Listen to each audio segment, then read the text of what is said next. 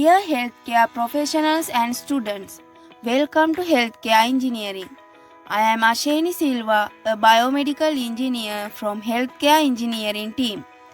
We are here to provide you with amazing presentations to learn and improve your skills. We are going to share our knowledge and experiences what we gain from the industry.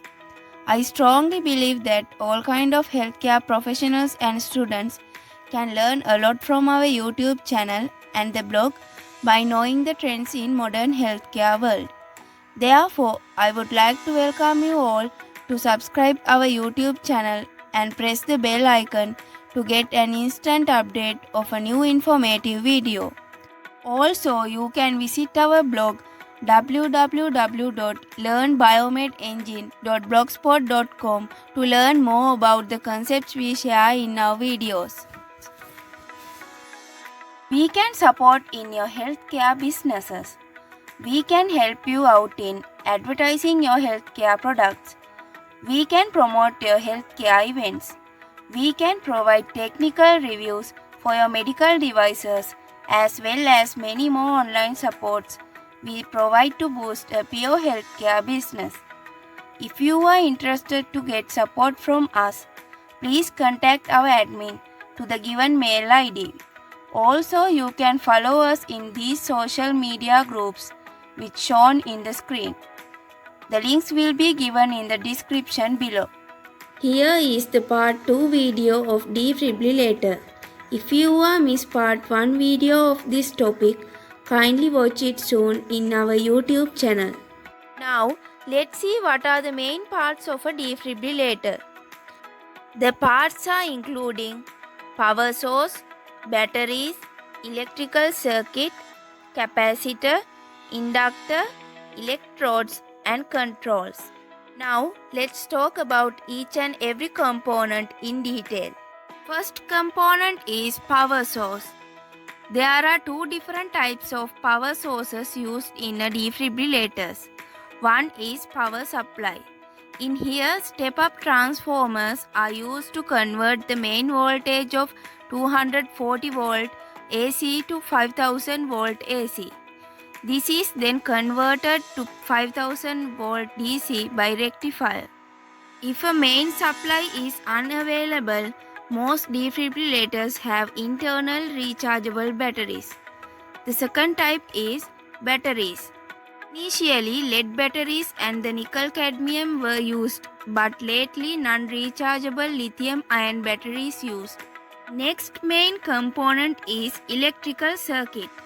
Automated external defibrillators are highly sophisticated microprocessor-based devices that analyze multiple features of the surface ECG signal, including frequency, amplitude, and slope and wave morphology. Next main component is capacitors. The most important of a defibrillator is capacitor. It stores a large amount of energy in the form of electrical charge and then release it over a short period of time. Next component is inductors. For successful defibrillation, the current delivered must be maintained for several milliseconds. Inductors are used to prolong the duration of current flow. Next component is electrodes. These are the components through which the defibrillator collects the information from rhythm analysis and delivers energy to the patient's heart. Many types of electrodes are available, including handheld paddles, internal paddles, and self-adhesive disposable electrodes. Last component is controls. The typical control on an automated external defibrillator include a power button, display screen on which trained reducers can check the heart rhythm, and a discharge button. Defibrillators that can be operated manually have also an energy select control and a charge button. Certain defibrillators have special controls for internal paddles or disposable electrodes. Now, let's talk about working principle of defibrillator. Defibrillation consists of delivering a therapeutic dose of electrical energy to the affected heart with the device called defibrillator. Defibrillator can be external, wearable, or implantable depending on the types of device used, but all the operations are same. A capacitor is charged with an appropriate level of voltage for the device, and upon initiation of the shock current is delivered directly to the heart to interrupt the arrhythmia and restore normal conduction. When the current is delivered via an internal defibrillator, far less is required as there is not a lot of resistance in the circuit. However, external defibrillators have to be able to deliver sufficient current to reach the heart through the mass of skin, hair, and tissues.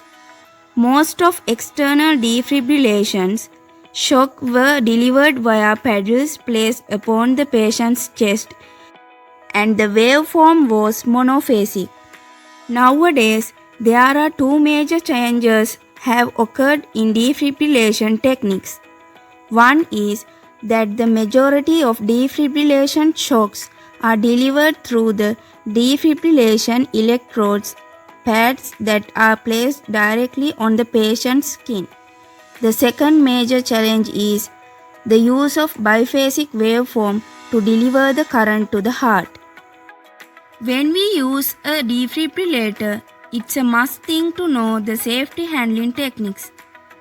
There are a lot of safety handling techniques we have to consider. Out of those, now let's see some basic and important points. If the monitor of defibrillator is being used, check that the leads are correctly connected and whether the device is monitoring from the pedals or from chest electrodes. The pedals should not be placed over transdermal patches because they may block current delivery, or if they contain an inflammable substances may result in burn or explosion.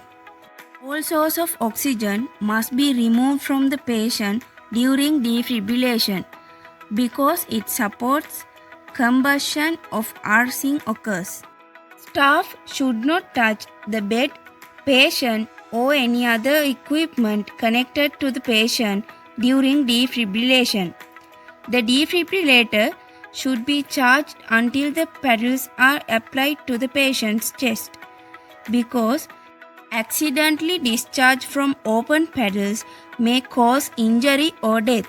The defibrillator should never be discharged with the paddles shorted together, as this may cause burning and damage to the electrical contacts. Let's move to the defibrillation precautions.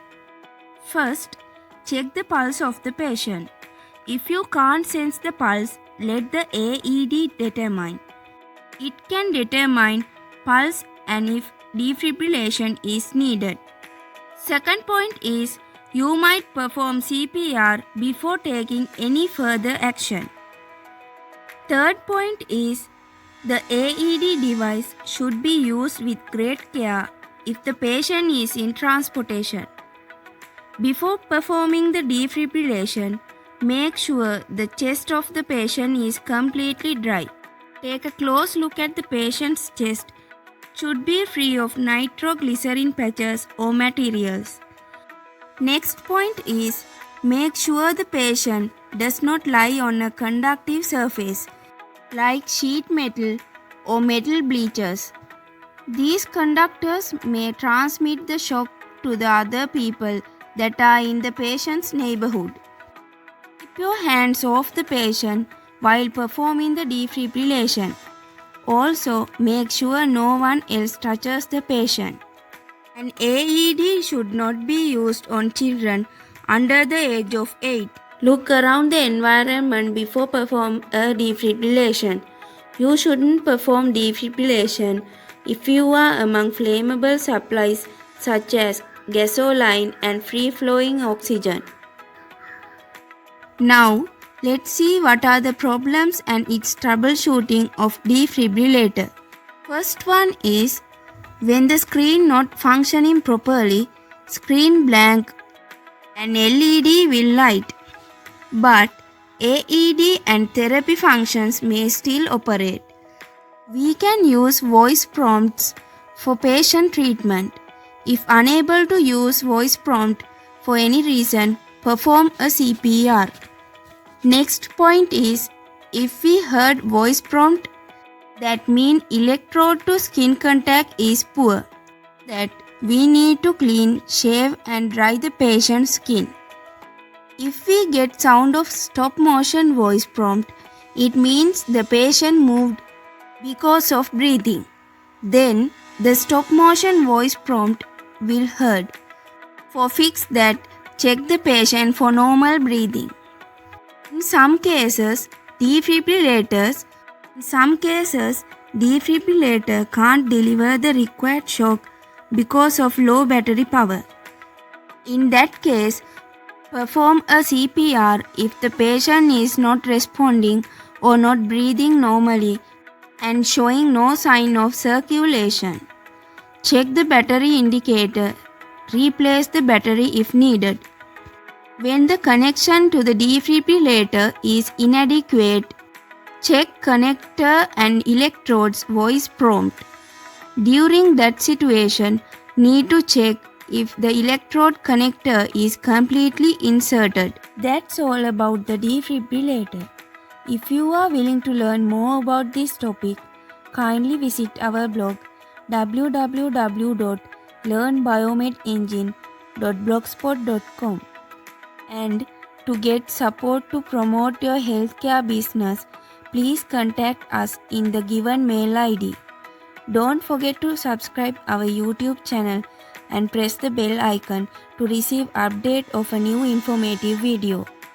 You can comment your ideas and the topics which you are willing to learn.